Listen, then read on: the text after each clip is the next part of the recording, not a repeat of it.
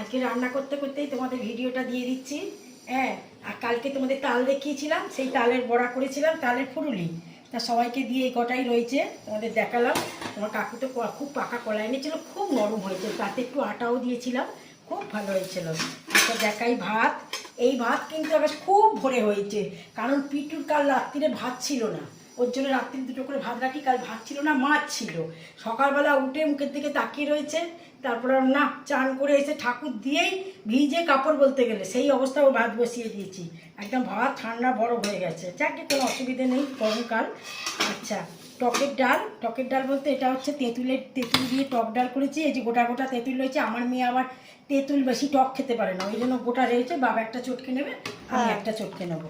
মুসুর ডাল।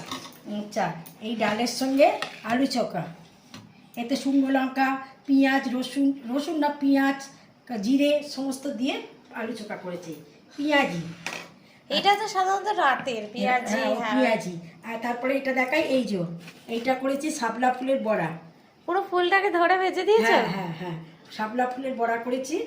আচ্ছা, এইটা হয়েছে বেনারসি বেগুন।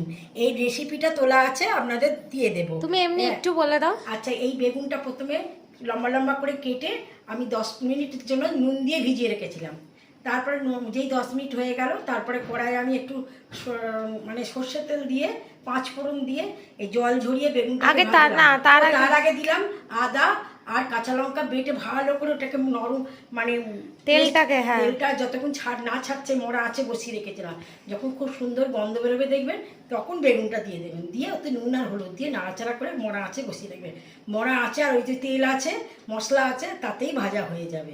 দিয়ে তার মধ্যে জিরে গুঁড়ো, ধনের গুঁড়ো আর একটু কাশ্মীরি শুকনো লঙ্কার গুঁড়ো দিয়েছি। তারপরে ওতে নাড়াচাড়া করার পরে 2 কাপ জল মেপে দিয়েছি। যেই হয়ে এলো, তখন আমি এতে পাকা তেঁতুল কাপটা বার করে দানাগুলো ফেলে দিয়ে তারপর দিয়ে দিলাম, আর হচ্ছে ধনেপাতা কুচিয়ে দিয়েছি। এইটা হচ্ছে এটা হচ্ছে বেনারসি বেগুন, কারণ বেনারসের লোকেরা বেশিরভাগ তো নিরামিষ ভুগছে, আর ওখানে ঠাকুর দেবতার ব্যাপার, ঠাকুরের এখানে ভোগেতেও এই বেগুন রান্না হয়। এই রান্না। আর একটা রান্না দেখো, তোমাদের দেখাই, তোমার কাকু করেছে কিন্তু এই রেসিপিও তুলেছে। এটা হচ্ছে কই শাপলার সর্ষে বাটা দিয়ে ঝাল, এর মশলাও দিয়েছে, খুব সুন্দর।